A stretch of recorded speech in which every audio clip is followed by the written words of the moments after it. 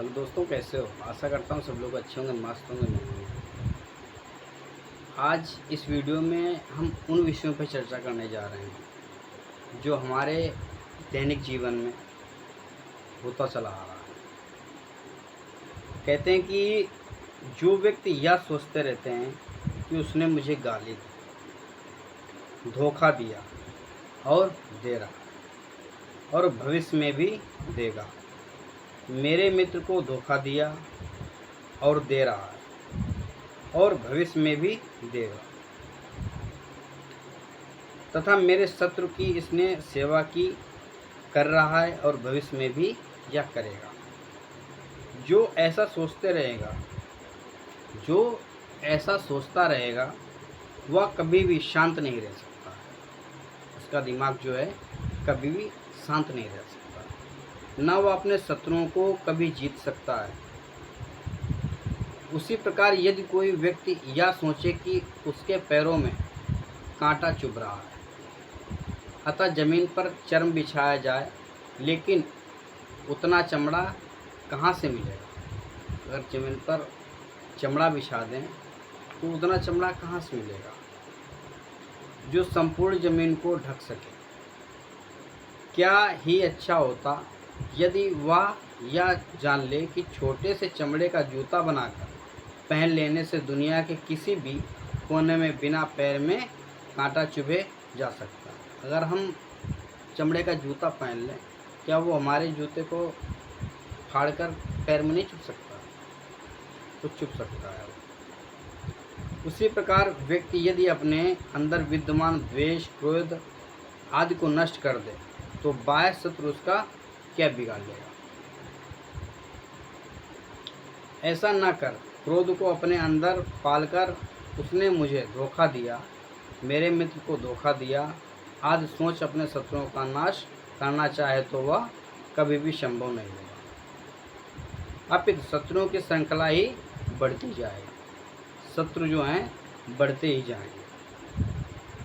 आज तक दुनिया के इतिहास में सामान्य व्यक्ति को क्या, बहुत बड़ा सम्राट भी अपने सभी दुश्मनों को नष्ट नहीं कर सका। अतः व्यक्ति को चाहिए कि वह बिना हाथ पैर मुंह वाला, अर्थात जिसका कोई रूप ही ना हो, ऐसे द्वेष या क्रोध को अपने मन से जो है बाहर फेंक दे, तभी उसे शांति मिलेगी। सामान्य जन के लिए यद्यपि यह कठिन अवश्य है, लेकिन असंभव नहीं। उदाहरण के लिए यदि कुष्ठ रोग से ग्रस्त व्यक्ति होता है, जिसके हाथ पैर एकदम गले जा रहे हों और वह चाहे कि दवाई की एक पुड़िया खाए और ठीक हो जाए, दवाई की एक पुड़िया खाकर वो चाहे कि मैं एक पुड़िया खा लूं और ठीक हो जाऊं, तो वह संभव नहीं है। लेकिन निरंतर औषधि के सेवन से ठीक हुआ जा सकता है। अगर हम उस दवाई को निरंतर खाएं तो मर्ज जो है ऑटोमेटिक चली जाएगी। उसी प्रकार अपने मन को अगर शांत करना है तो हमें अपने जितने अंदर द्वेष हैं उनको निकालना पड़ेगा। उसी प्रकार जो व्यक्ति असंख्य कल्पों से राग द्वेष से संस्कारित, प्रभावित एवं पल्लवित है, वह धर्म दर्शन की बातों को सुनने मात्र या कुछ समय के प्रयास से चाहे कि राग द्वेष नष्ट कर लेगा। ऐसी आशा नहीं करनी चाहिए। अतः साधना में धैर्य और निरंतरता बनाए रखनी चाहिए। उसके बिना हम निर्वाण की प्राप्ति या परम सुख को प्राप्ति भी कर सकते हैं। मुझे गाली दी, मुझे मारा, मुझे पराजित किया, ऐसा जो मन में नहीं सोचता, उसी का वैर शांत हो जाता है, उसके शत्रु भी शांत हो जाते हैं। यद्यपि अपने शत्रुओं के प्रति अवैर की भावना तुरंत नहीं उत्पन्न हो सकती, लेकिन किसी शत्रु के द्वारा पहुंचाए गए आघात को पत्थर में खुदे अक्षर की तरह दृढ़ता से पकड़ करके नहीं रखनी चाहिए।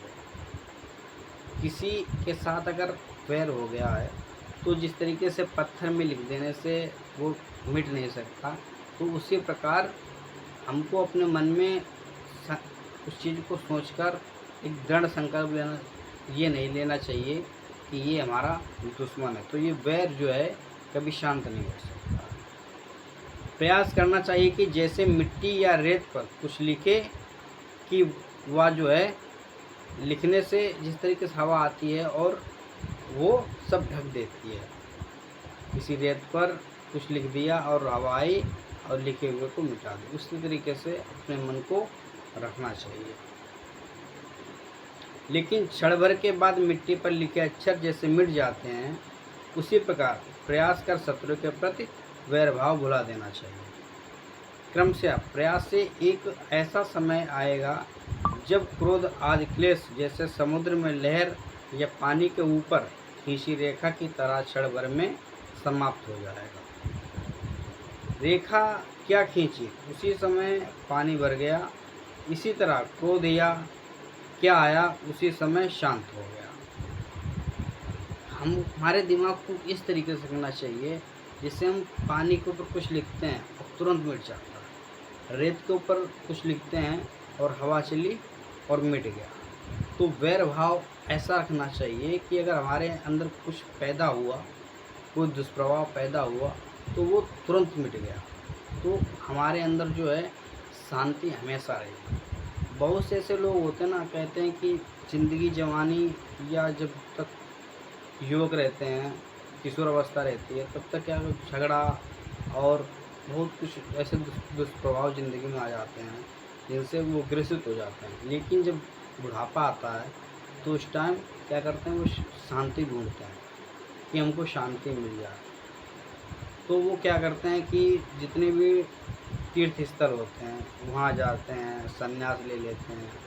तो जो वैर होता है, वो जो दिमाग का जो स्वभाव जो होता है वो कभी नष्ट नहीं होता। तो इसीलिए वो क्या करते हैं, शांति पाने के लिए इसी को, शांति को ढूंढते रहते हैं तीर्थ स्थलों पे जा तो ऐसी अपने अंदर मनोदशा नहीं रखनी चाहिए जो हमारे जीवन को एक रोग की तरह पाल दे। हमें अपने जो जीवन की जो दिनचर्या है उसमें इस तरीके से अपने जीवन को, शैली को जीना चाहिए, किसी से भी झगड़ा ना।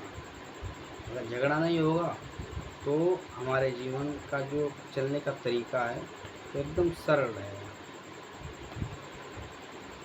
उसी समय पानी भर गया, इसी तरह क्रोध क्या आया, उसी समय शांत हो गया।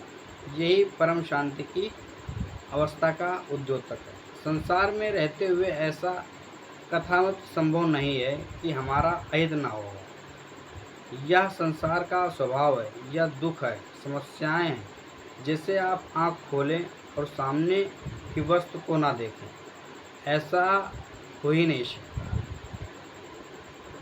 उसी प्रकार संसार में जीते जी यह संभव नहीं है कि आप बिना समस्या के रह नहीं सकते हैं। कि जीवन में ऐसा तो है नहीं संभव कि आप बिना समस्या के रह नहीं सकते हैं, कि हमारा जीवन में कोई समस्या आएगी नहीं। तो जीवन जो है वो समस्या से ही निर्मित जीवन है। तो इस जीवन को इस तरीके से लाना चाहिए कि इसी का जो है, जो चीज़ें उत्पन्न होती है उसका उत्पन्न होने का एक घटित तरीका भी होता है और उसका निराकरण भी होता है। एवं निंदा आदि के बिना जी सकें, अतः यह तो हो नहीं सकता। किसी के द्वारा किए गए निंदा आदि के प्रतिशोध की भावना को अपने अंदर कम से कम समय टिकने दें। अपने अंदर जितने भी प्रतिशोध की, निंदा करने का जो तरीका होता है वो कम से कम समय में उसे बाहर निकालते हैं, अपने अंदर ना टिकने दें। यदि कोई हमारा अहित कर देता है तो क्रोध किए बगैर यह देखना चाहिए कि क्या उसका समाधान या उपचार हो सकता है। यदि संभव है तो उसे बनाने संवारने में अपनी बुद्धि को लगाना चाहिए। यदि उसका निदान संभव ना हो तो व्यर्थ में क्यों दुखी या कुपित होकर रहें। उदाहरण के लिए, यदि किसी मित्र ने आपकी बहुमूल्य चीज़ को खो दी, उस समय गुस्सा करने की अपेक्षा उसे कैसे खुश निकाला जाए, उस पर विचार करना चाहिए, ना कि क्रोध कर और अधिक अपनी हानि नहीं करनी चाहिए। वैसे यदि कोई बहुमूल्य चीज़ जलकर राख हो गई हो तो उसका कोई उपचार या समाधान ना बचा हो तो अपना कर्म फल मानकर उसे स्वीकार कर लेना चाहिए, ना कि क्रोध कर अपने अंदर एवं उस परिवार के वातावरण में परेशानी पैदा करना चाहिए। सुखी जीवन जीने का यही कला बुद्ध ने उपदिष्ट की है। तो दोस्तों, अगर ये वीडियो आप लोगों को अच्छी लगी हो तो चैनल पे नए हो तो चैनल को सब्सक्राइब करना, लाइक करना और प्यारा सा कमेंट करके जाना। और ये वीडियो कैसी लगी कमेंट बॉक्स में ज़रूर बताना। जय हिंद, जय भारत।